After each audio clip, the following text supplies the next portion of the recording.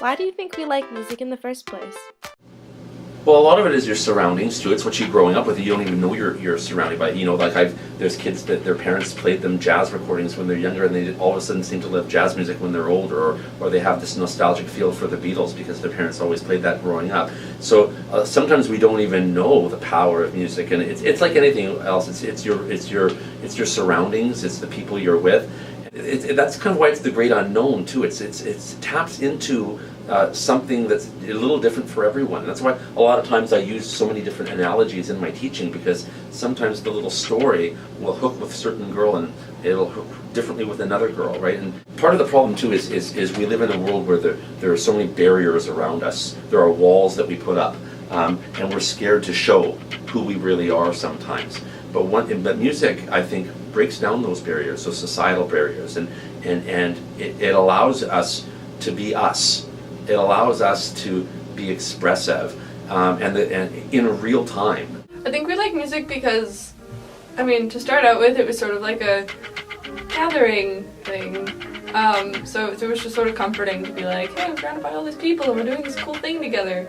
And in our brains, it still kind of is that. I think that we know that human beings have certain innate things in their biological makeup, so neurological, perhaps we should say, really, so that communication is one of them. And for some reason, humans, well, and animals too, but not in the same way. And emotions in humans are a really important part of being a human being, the kind of emotions we have and the kind of layers there are there. So I can't tell you for sure why, but it seems to be pretty primal. Mm-hmm. And it seems to be so intricately connected with your emotional makeup, and we know that emotions are so important.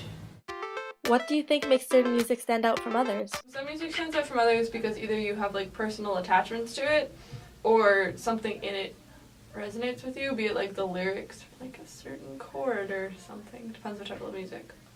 When a person hears a lyric or performs a song that maybe taps into something that's really important to them in their lives, or maybe they've had a loss of something and this song really soothes them, or maybe they feel strongly about an argument and this song riles them up for that, or maybe it just I don't know, it's I don't know, I don't really know why some people like some music and some people like others. It's kind of what you're drawn to. It's your friends, it's your family, it's your peers, it's your colleagues, it's your mentors. It's what do they like, and oftentimes you will like that too. You know, when you look back to your high school career and you think about teachers who have influenced your life. Well, I really like math because I had an amazing teacher. Well, you didn't talk about the subject, you're talking about the teacher, right? You're talking about the experiences you had with that person, and that made the subject really enjoyable to you, right? And as a result, you blossomed in that subject, and you did well because you were inspired by the person, right? So likewise in music, it's the same thing. If you like something, you're drawn to it. You're drawn to other people that like the same thing, and it just makes you feel good. Yeah.